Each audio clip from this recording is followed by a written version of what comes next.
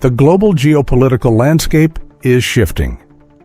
And not all of these shifts are happening in the places that commonly dominate headlines. Not in Eastern Europe, not in the Middle East, and not even in the Indo-Pacific. Sometimes a major change unfolds quietly in a region long assumed to be stable and firmly under control. Today, that shift is happening in South America.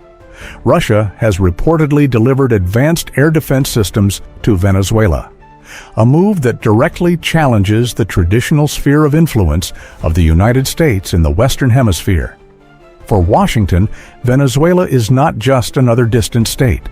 For decades, it has been seen as the backyard, a region expected to remain free of external military influence.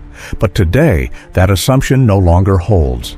The landscape is changing, not loudly, but deliberately, and with far-reaching strategic meaning.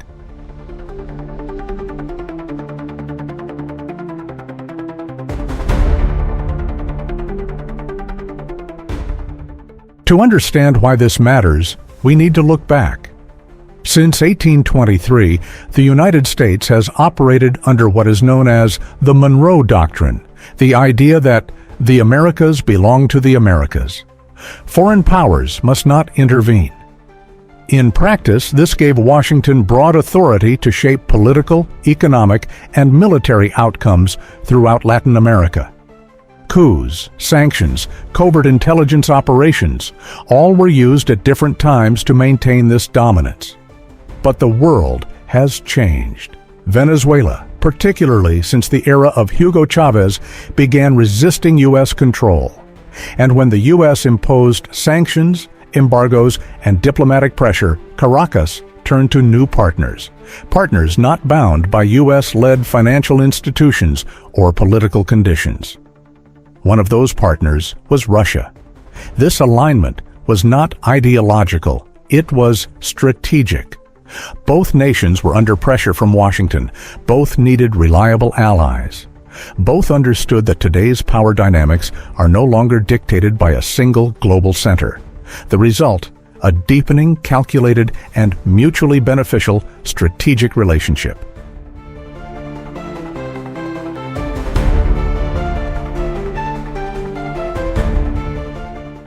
The systems Russia delivered are not symbolic. They are a layered air defense architecture designed to cover each other's weaknesses. At the front line stands the Pantsir S-1, designed to intercept drones, helicopters, precision munitions, and low-flying aircraft, fast, reactive, and built for sudden response defense. Supporting it is the Buk M2, a medium-range system capable of tracking multiple targets simultaneously, both at low and high altitudes. It forms the critical middle shield, and above them sits the S-300VM, a strategic air defense platform capable of tracking and neutralizing modern fighter jets, electronic warfare aircraft, cruise missiles, even ballistic missiles traveling at high speed. Together, these systems do more than protect Venezuelan skies. They reshape the military balance of the entire region. Airspace over Venezuela is no longer exposed. It is fortified, and Washington knows this.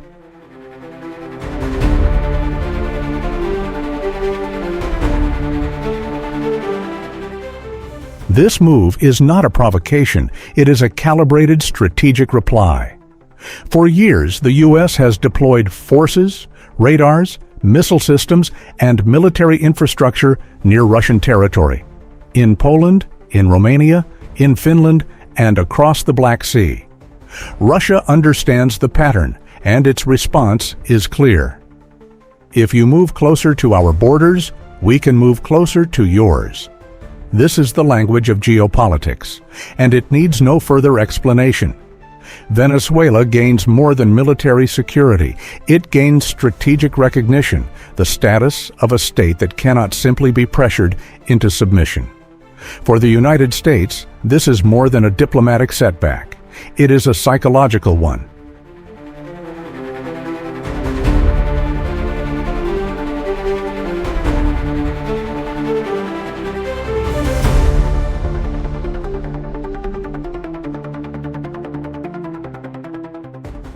There was a time when regime change in Latin America was a straightforward affair for Washington.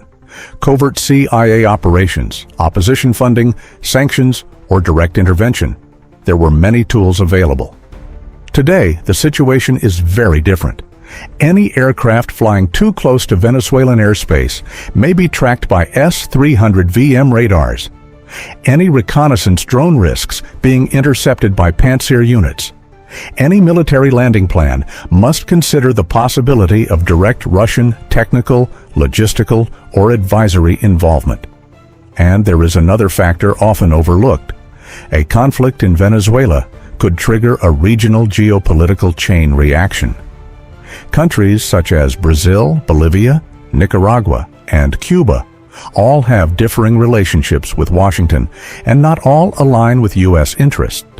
This means the United States would not just risk confrontation in one country, it would risk a credibility crisis across the continent. The question is no longer, can the U.S. intervene? It is now. Is the cost of intervention still strategically acceptable? The answer is far more complicated today.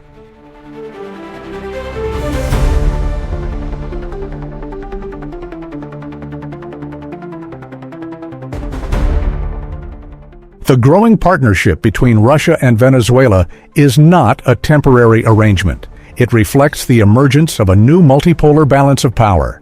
The United States remains a major power. Russia remains a major power.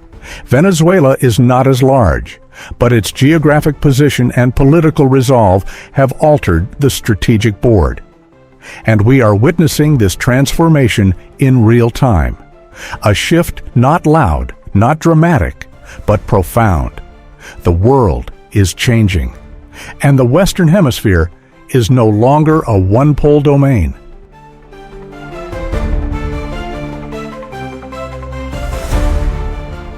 This video is produced for geopolitical analysis and educational purposes. The visuals shown may include documentary footage, illustrative material, or digital reconstruction. We do not support or promote violence or any party in conflict. Our goal is to provide broader understanding of ongoing international developments. Remember to like, subscribe, and activate notifications. See you in the next analysis.